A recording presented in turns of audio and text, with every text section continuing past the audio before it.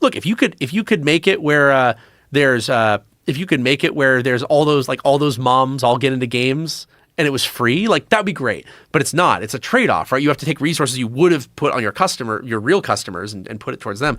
One question I ask people is just ideologically is, okay, imagine your job is to build a corporate building for a company.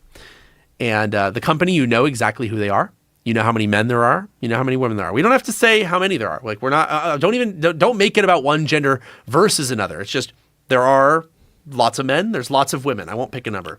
When you're designing this building, should you have the number of bathrooms that would best serve the actual gender makeup of the company, that would allow them to use the bathroom and get back to their desk without waiting in line, or would you do anything else? Like, would you pursue a different strategy? And if it's different, it's like, what would your strategy be? And many people say, well, I would build it, perfect 50-50. And if they say, well, I'm doing that because it's, the easiest way to do it, I'm like, okay, that's fine. But if they say, well, I would hope that I want to create an environment where it should eventually be 50% men and 50% women. I say, okay, so wait, you have a company, 90% men, 10% women. You think the men should have to wait in line 5 times as long at the bathroom because someday that might make more women want to work at this company?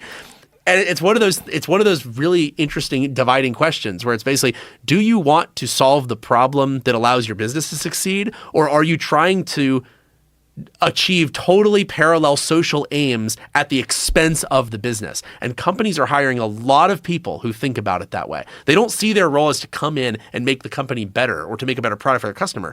They see it as to come in and affect that change, even if it tanks the company in the process. Have you seen? How did that happen? Dude, I don't know. Where that's common.